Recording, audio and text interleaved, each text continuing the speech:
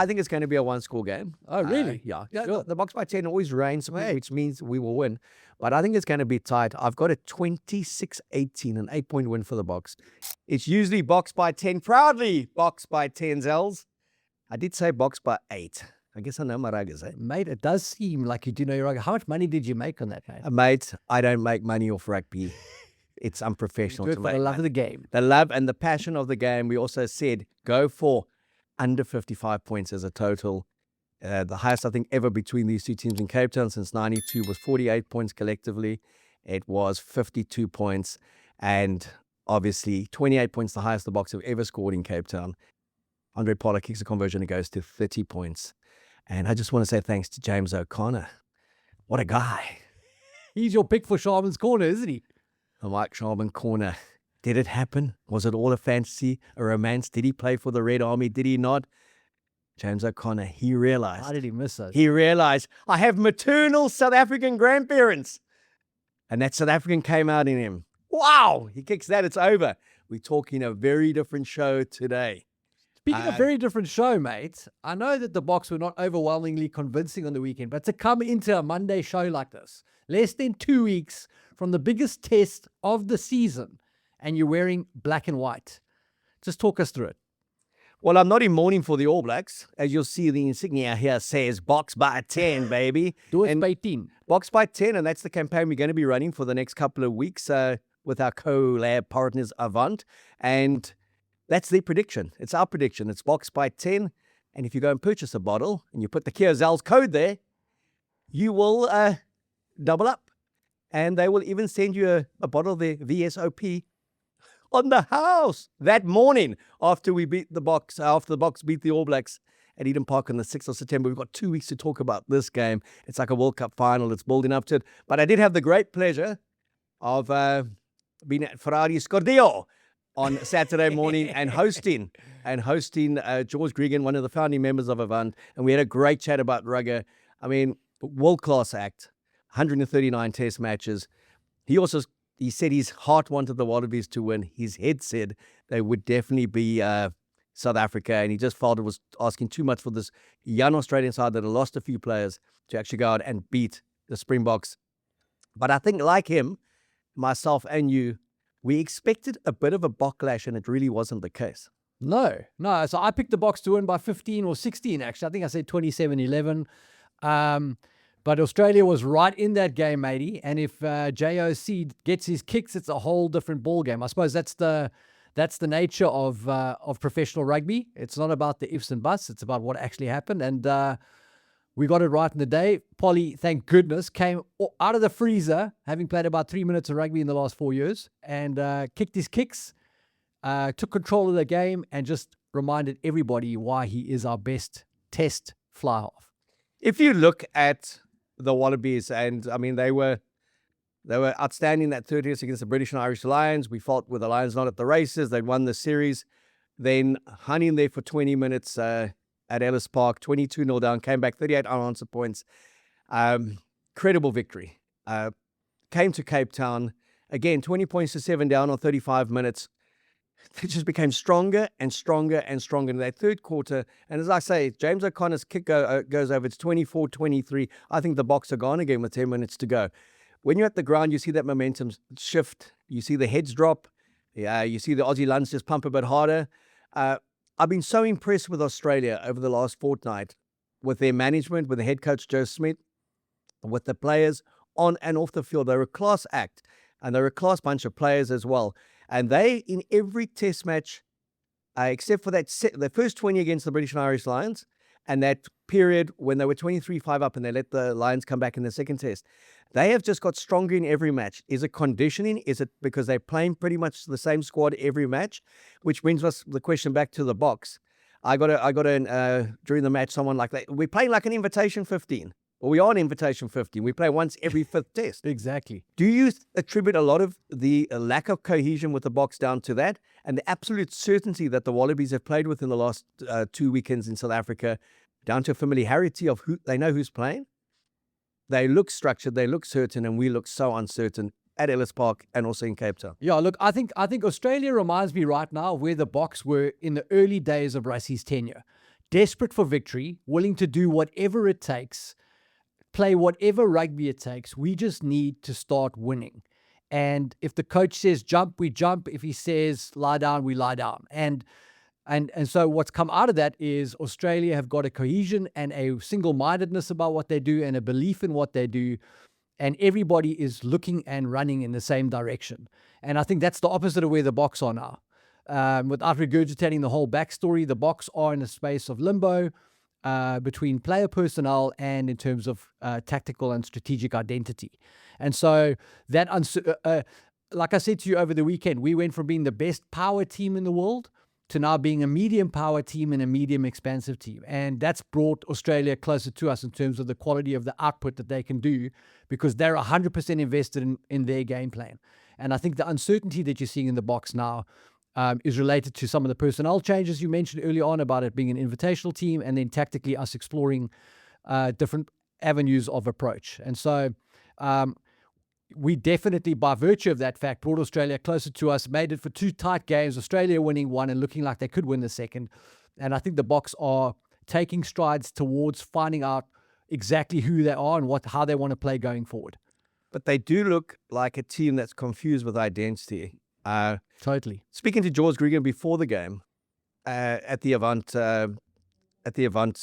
event, he was saying, don't stress too much about the Boks because they know their DNA.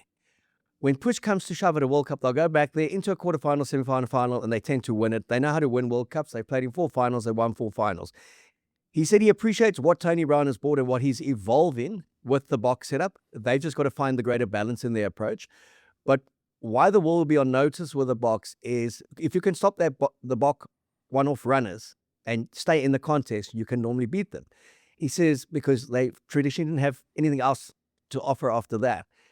But now they do have something else to offer.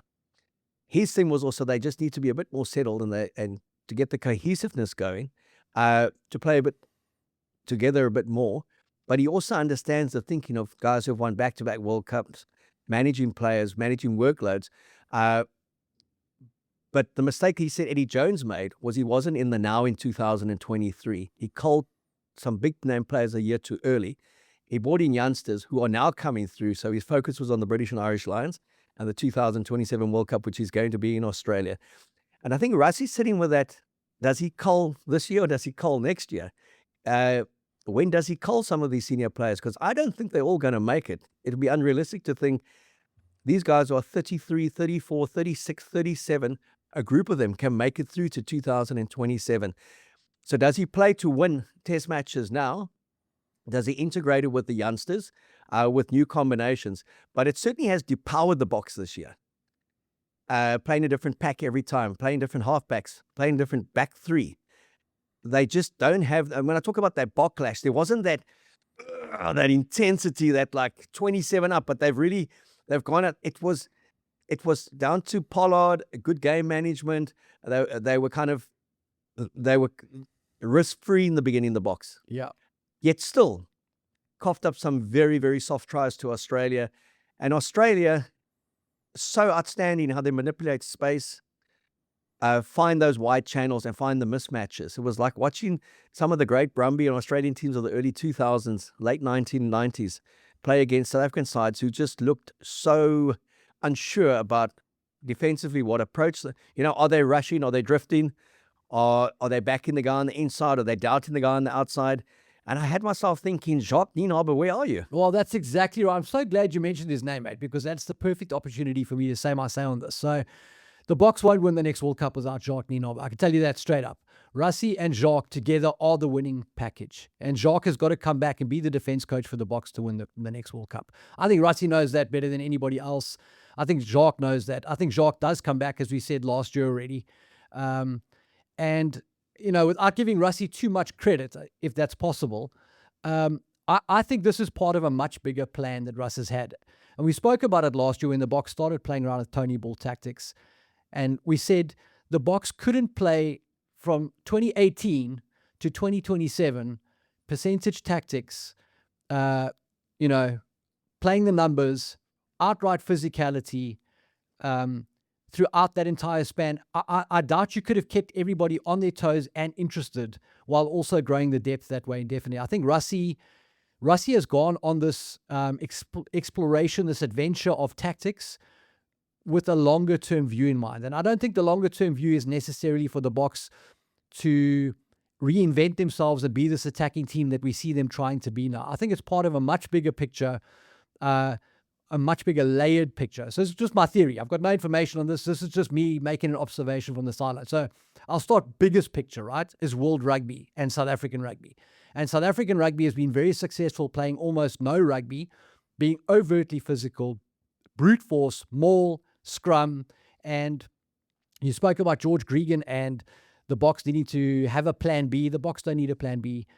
Mike Tyson didn't need a plan B. What stopped Mike Tyson was not his boxing style, it was age. So Mike Tyson didn't need to have a different plan for when a guy came out and jabbed and moved around. He was just going to throw hooks. He was going to land them and you were going to get knocked out. That's South Africa. We've got forwards in abundance. People will never match what we deliver physically.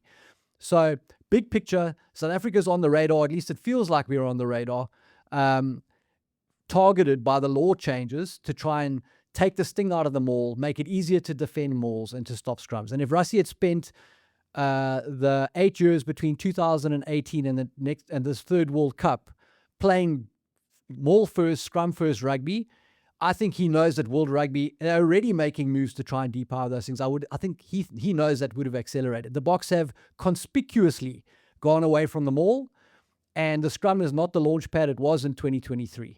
We're playing all sorts of different rugby. I just wonder how much of that is to take some of World Rugby's urgency in changing those laws to take the sting out of what's going to work for the Springboks at the 2027 World Cup, which is Jacques Nienaber comes back, we play relentless, in-your-face defense that doesn't allow line breaks, and we advance behind a pack that can't be stopped at the maul or the scrum. So I think we're going to get back to that. And I think that Tony Brown and the direction that this Bok management team has gone is for a bigger picture in that sense.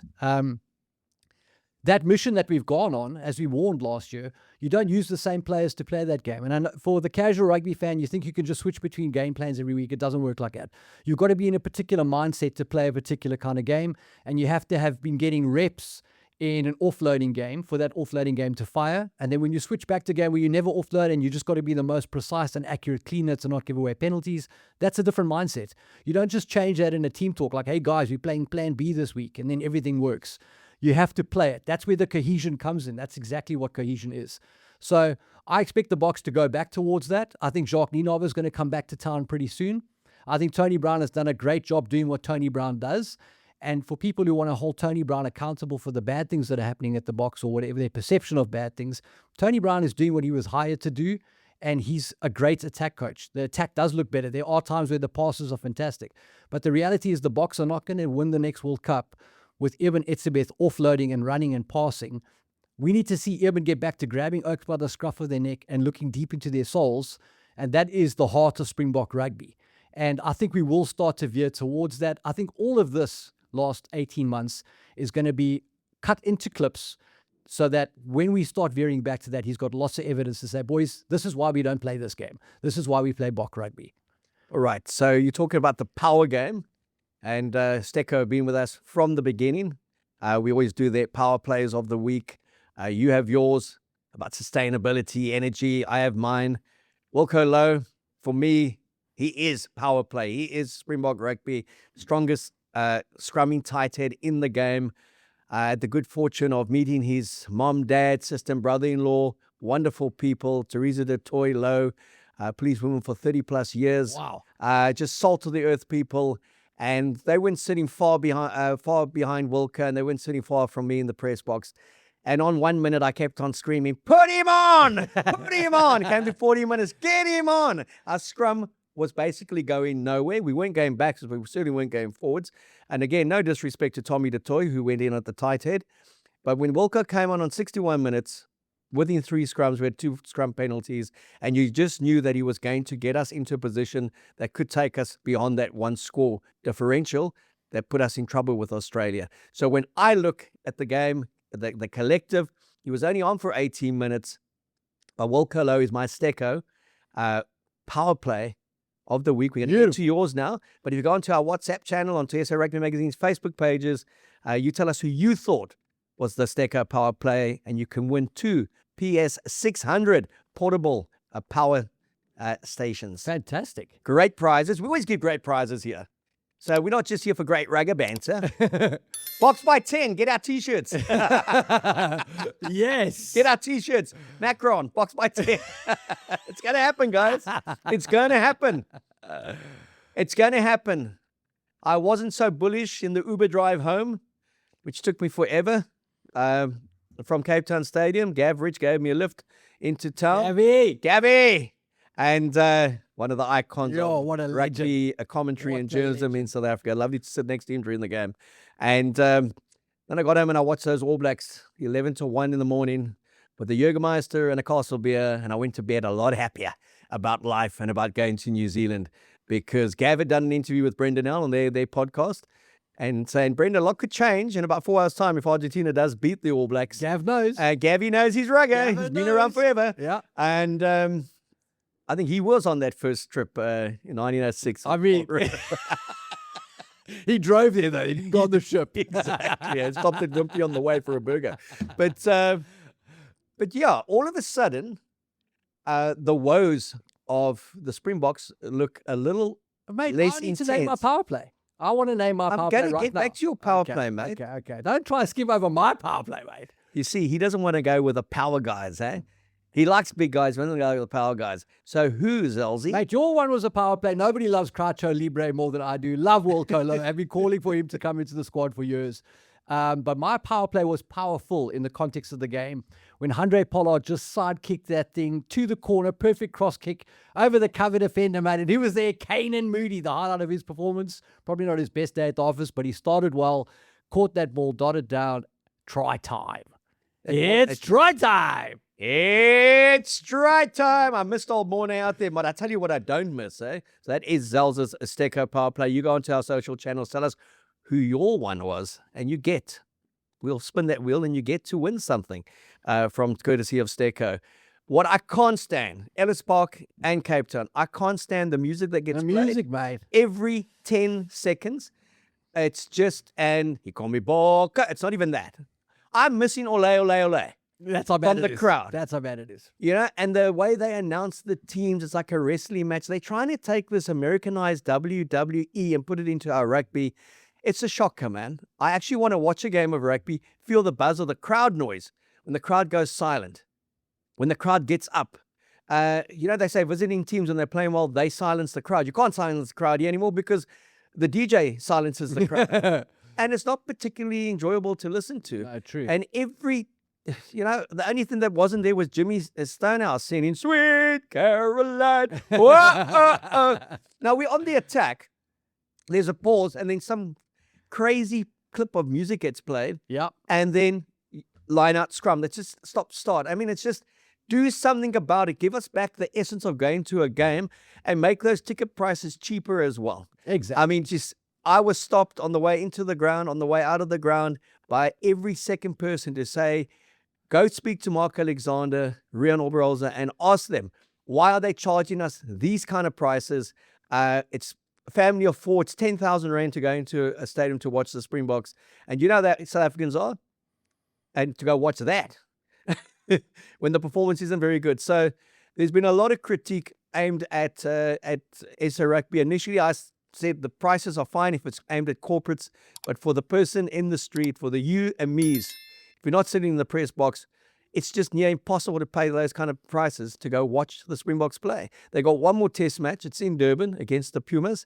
And you just hope there's some realism is applied to getting to watch the Springboks live, and not everything is just commercially dominated, because 56,300 did pitch up at the DHL Stadium, but prices were slashed. I think there were lots of giveaways. 51,000 made it into Ellis Park, 62,000 seater for the opening of the Rugby Championship. Yes, commercially they'll say they did well, but collectively for the game, no. And also, this game's not accessible to people. You don't see it on SABC. It's only a select market that has it. You got to sell the Springboks as world champions, sell the under-20s, the Blitzbokke and the women box. You got to make it accessible to everyone in this country. Matey, I trust the guys at the top to make the most possible money out of the Springboks they can. I don't like the ticket prices because they're too steep for me. But if they can sell all of those tickets and make the money they need to keep our best players here and our best coaches here, then by all means, they must go for it, mate. I can only imagine what it must be like to kind of run South African rugby. So I'm sure there's lots of third forces and people pulling in all sorts of different directions. I think their goal, whether they're getting it right or not, I mean, I'll agree they may be clumsy at times, but I think their goal is obviously to maximize the commercial value of the Springboks for the good of the Springboks. So hopefully ticket prices can come down. That'd be great because...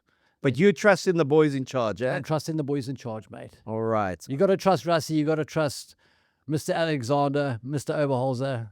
Got to see. You got to believe they're getting it right. We won 2 World Cups in a row. Was that you at the Cullinan this morning? That was me, mate. That was me, matey. I hope you had the eggs. Listen, you said everyone was stopping you to talk about ticket prices, mate. I think they were stopping you for a selfie. I've heard rumors people were queuing up, mate. Mate, there was a bun fight, eh? They were looking for you. Where's Zels? Where's Zels? I said, Zels is somewhere in Ballard. His daughter's doing, she does the circuit here, the dance circuit. I mean, she's going to the nationals. She's going to the world champs. She's brilliant. I mean, he's there out there supporting his daughter. He does the whole peninsula every Saturday. You're not going to get him here this afternoon. He's going to have to watch that one on telly. So wherever I went, Zels, Zels. Kels, Zels. Kels, Zels. Jenny, over YouTube. Yeah. Brilliant. I love the fact that people love the show. That's awesome. And one day we'll get down there together. It'd be good to do something outside maybe. Yeah, one day we'll get down together for the World Cup final. Nice. Watch the Boks play. Very good, structured rugby. More balance to their game. We asked for that. We got that in a sense. And the man that was at the heart of that, and we've done another collab, a wonderful collab. This is brought to you by Auto and General. Insurance with readiness for all life's tackles. With Auto and General, and they've become involved with the conversation and the MVP of the game. And our MVP, voted for by you on SA Rugby Magazine, was Handré Pollard. And... logically so. Yes. Look, we ran a poll, as we always do after every single game, on Pick Your Bok MVP. The readers lined up. People voted en masse, mate. And Handré Pollard won 55% of the vote, which is overwhelming because second place was Cheslin Colby with 12%. So he was the out-and-out clear favourite. South Africans know their rugby, mate. They know a good fly off when they see one. Handré Pollard was their choice. And that Auto and General post got tons of engagement, tons of views, mate. I think we're close to 1 million views on that thing. So very, very popular segments on the SA Rugby website. That was SA like Rugby Mag. Yeah, and that was like 36 hours. And did my vote for Wilco, what did that get him? Mate, you got 0.78%. Yeah, and I tried from my phone and from my laptop. So I got 2 votes for Wilco. Wilco Low, though, it's going to be so primary to what we do in New Zealand, mate. On the tight head. 36 players chosen. Zels, he announced it this morning, no surprises. Evan Rus, no phone call. Andre Esterhazy's his backup. I think we're going to see them go back to the more traditional stuff. Rassie admitted at the press conference. Andre Esterhazy came on as a flank for Mostert, got injured. And they scored immediately from a lineup more because he's not a specialist flank. He didn't know how to defend the lineup more. So it was a costly substitution, one that they say was forced on them by late withdrawals. Willie being out and Jean-Luc Dupree being out as well. But you spoke about it a while ago.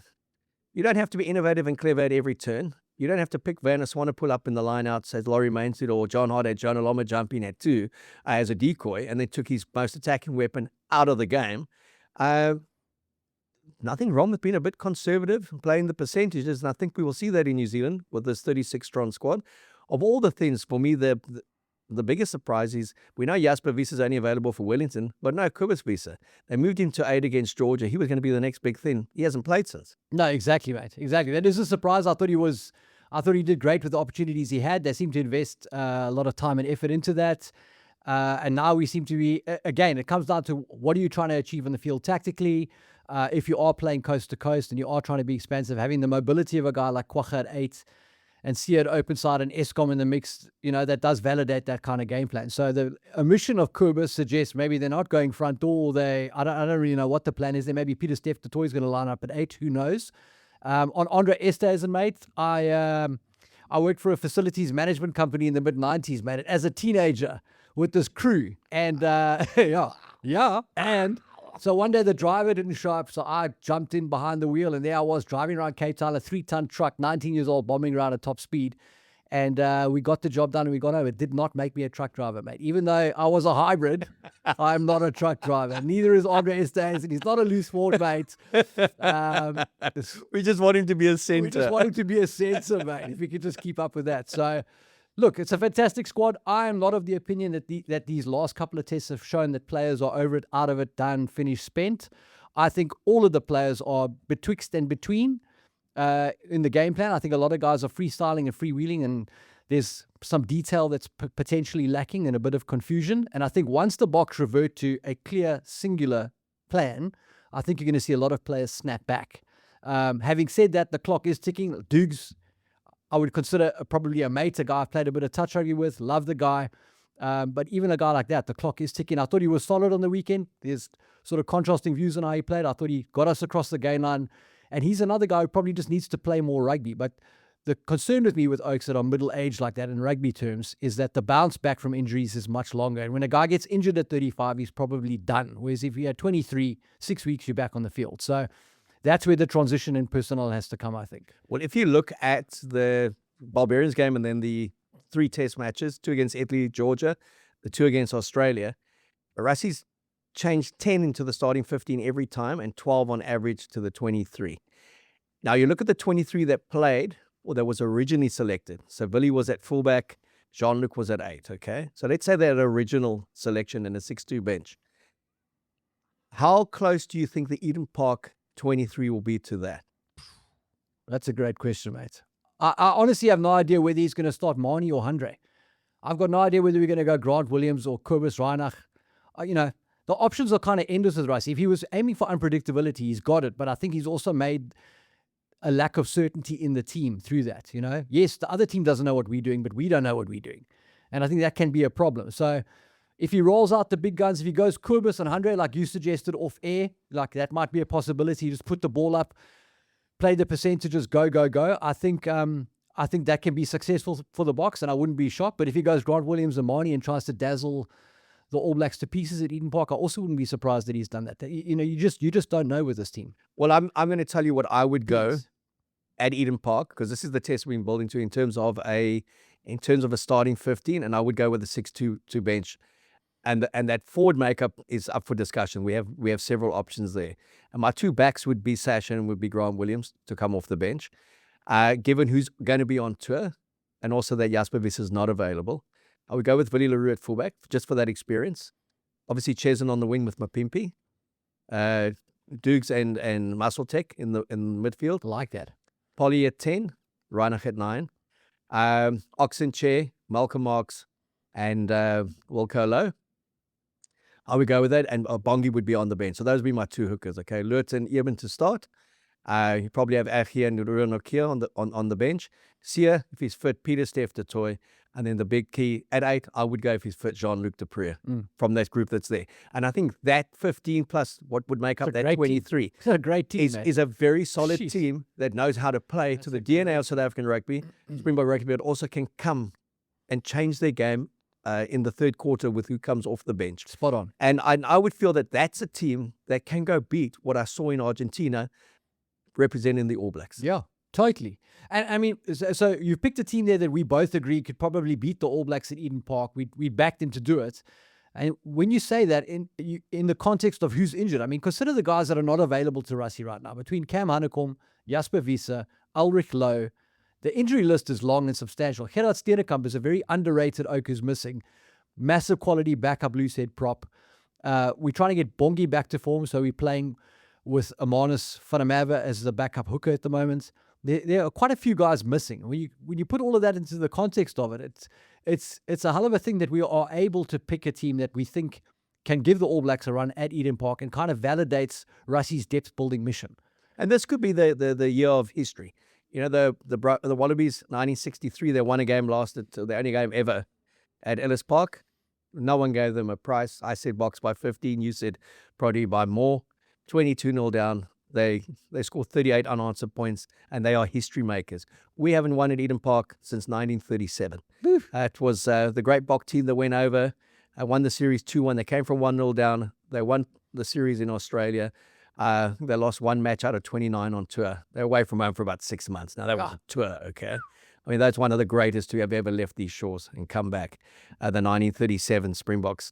So, but this team has, and the kind of team that I alluded to that I would like to see start, most of those guys were 2019, 2023 World Cup winners, Rugby Championship winners, British and Irish Lions tamers, series tamers, legacy.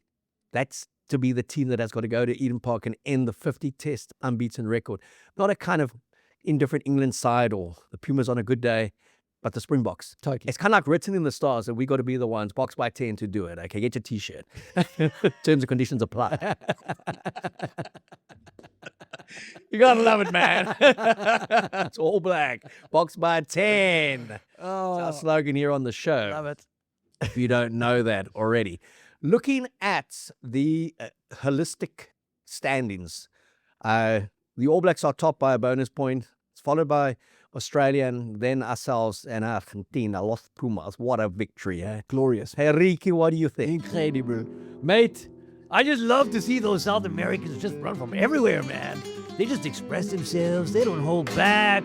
They have lunch at halftime, man. It's Doritos, burritos, tacos, nachos. They have everything at halftime. They come out, they're even hungrier again to play their best rugby. They beat the All Blacks.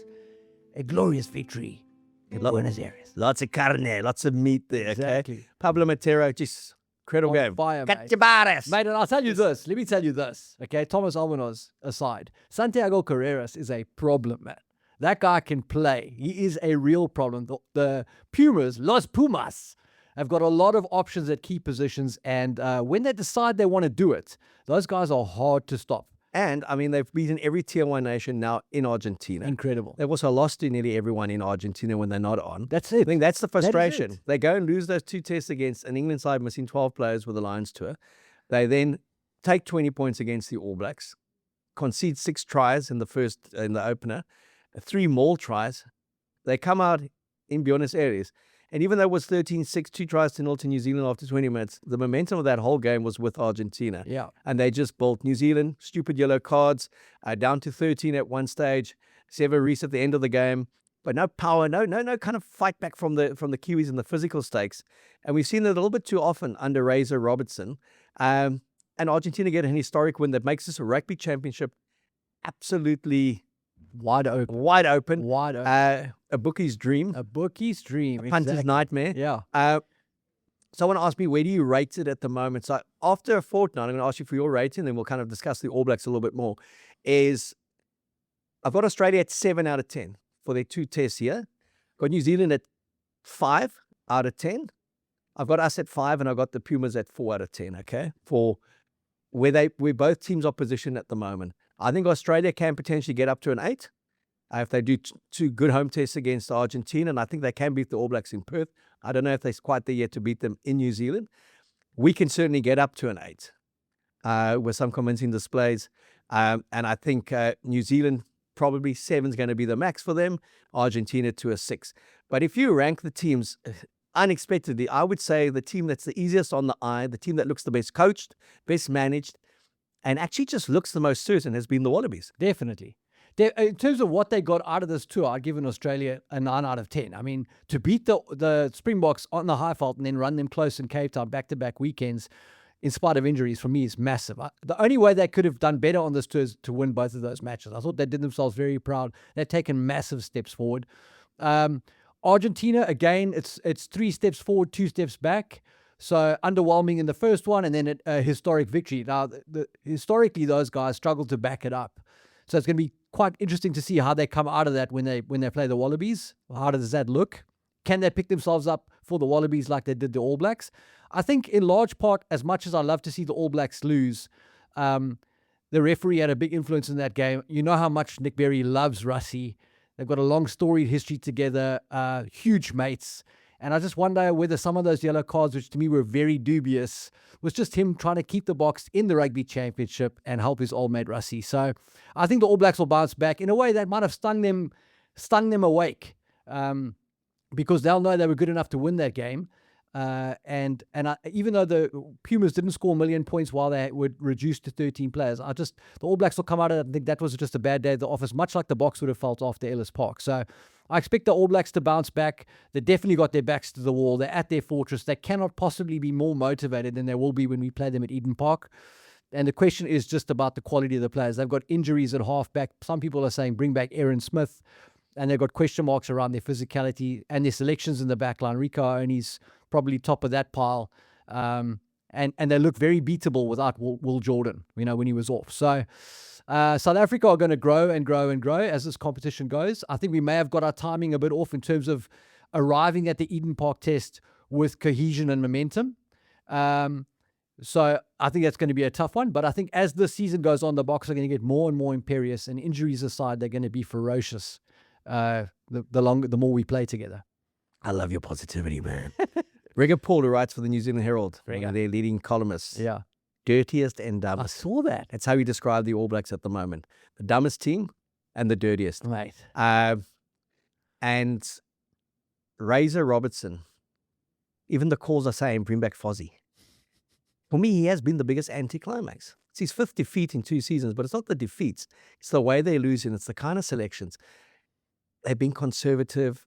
We haven't seen that performance that spoke to 7 successive title wins with the Crusaders as a transferal into Test rugby. So if you take when Joe Smith got involved with the All Blacks, his considerable influence with Fozzie, they put 90 points past the Italians, 45-6 against the Pumas in the semi-final, stunned Ireland in the quarterfinal, and were right in there with us, a missed kick away from winning the World Cup. And off he went. That great win at Ellis Park when they came back, 4-2. David Vili looked like he was a god at centre.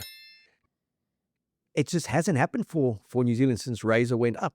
Your thoughts? Yeah, I think he has been underwhelming and disappointing. I'm not really sure what to pin it on. I think part of it is poor timing. We spoke about how Heineke should have got the team in 2008 to be his most successful as Bok captain and ended up getting it later on and then had some struggles. And I think probably for Razor, he should have got it when Fozzie got it. And I think the consequence there, when you say, well, why?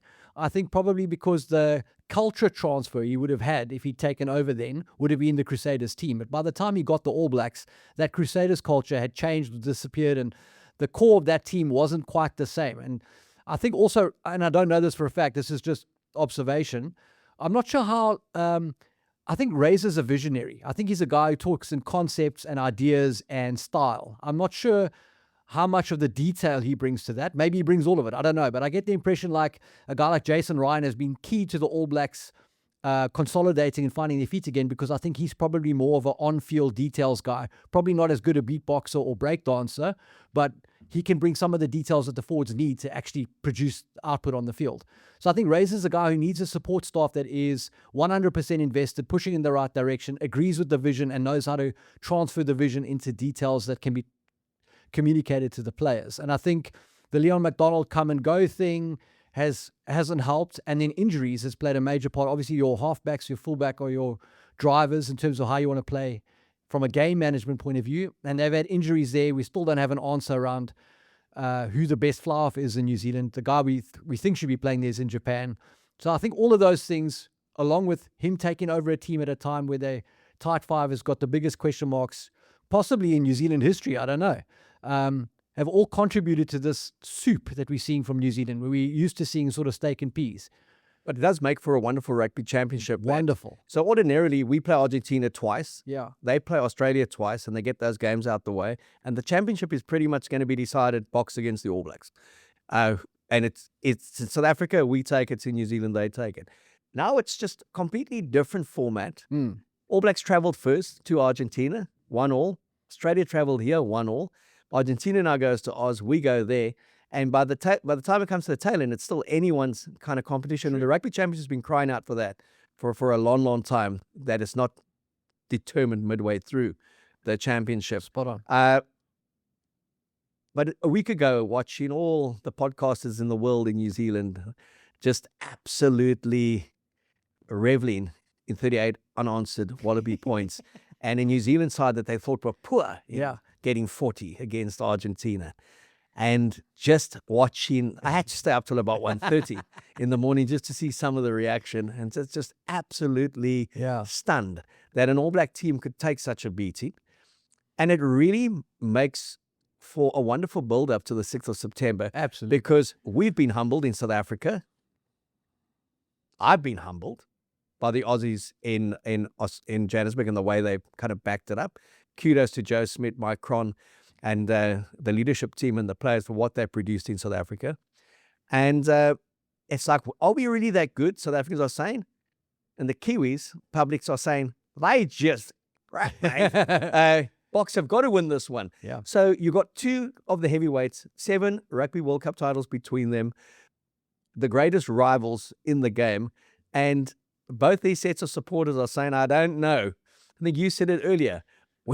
They're asking where are our forwards and we're asking where are their backs. Yeah, exactly. So in New Zealand, you're like kind of wondering what's going on at their backline. They just can't seem to pull it together. Is Rico only the right guy? Should he play 13 on the wing? What's happened to Sevu Reece? Why can't they catch a high ball? What's going on? Now, the All Blacks are renowned for their counter-attack, the incisiveness of that backline. And then on the converse of that, you've got the Boks, who are renowned for being absolutely brutish, physical, nuclear power up front. People asking questions about the Bok pack, like, oh, why aren't we dominating the Wallabies? It's a complete inversion of the traditional strengths of those teams.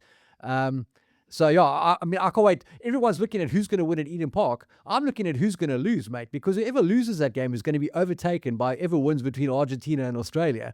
That's going to tee up the next round, mate, for some absolute drama. When you talk about a Bok pack, no questions asked about the women Boks at the Women's World Cup. Yes. Well, what other World Cup would it be? The women Boks at the Women's World Cup. But 66-6, the devil's in the detail. 66-6 against Brazil. Brazil playing in their first ever World Cup. But the kind of performance that shows the improvement of this Bok team since Swayze, and I know he's got a great management team around him, good coaches around him, but since he's kind of been introduced to it, they're winning against teams that are lower ranked than them, and they're winning well. Their other 2 games against Italy and France, who are ranked above them, France especially, well, seen as one of the potential contenders to win the title. But it was nice to see them live up to the hype, to go out there and really smash Brazil. And it was really like watching one of the southern suburb schools go to Paul and at 47-3 take 3 points at Paul's, Brazil. You take the opportunity to bring this up. It's 47-3. We're going for Paul. 47-6 makes it worthwhile. Go with 0. So it's just... there's definitely no competitive parity in that Women's World Cup. You've got the teams that can play and the teams that are learning, and there's huge score lines there. I think for Swayze, my message would be, listen, guys, don't take the victory too much to heart, because 9 unanswered tried by Brazil and they'd be straight back in that game. Could have been a real nail biter, but in all sincerity, fantastic win, great way to start the tournament, and onwards and upwards. Yeah, and I mean, there's so much support for the women Boks as well, and it was cool as well at the game on Saturday to hear people talking about, are you going to be watching the World Cup opener? We play in Brazil. It's a South African team, and it's that South African unity that everyone seems to get behind. I mean, we couldn't have had a worse sporting weekend than we had the weekend before that. Losing the T20 series of the last ball against Australia, the Boks being humiliated at Ellis Park, Drick has been put to sleep under a duvet. And then this week, we won the ODI series. The Boks won, and the women Boks won, and Drickers was in Boksburg looking for someone to put to sleep. So things could just change around. Yeah. But it's been fantastic. It's been wonderful. I feel a lot better about the New Zealand trip after watching the All Blacks in Buenos Aires. Yes. I also feel a lot better about the Currie Cup after watching Boland slay everyone. Woo. 5 wins now, I think, out of 6. Drick was Boland final. In Wellington. 10,000 people on a Sunday afternoon, and the sun must shine. Yeah. That would be glorious. And then Bishops and Sachs, they completed their season against each other. I know there's still 1 to go. Bosch plays Bishops, and Weinberg plays against Weinberg players. Who do they play? Sachs, and their big derby. Weinberg will win that one. Obviously, Bosch will win that one. But it's 18 all at Sachs on the Memorial Field, and earlier this season 14 all. And I think it just shows up a field, mate. I think it shows up the troubles of both sides. Yeah. Did you see that? Neither's good enough to beat the other one. They've had some indifferent performances all season, but well done to the coaches and Schoolboy Rugby. We always kind of throw in a mention there.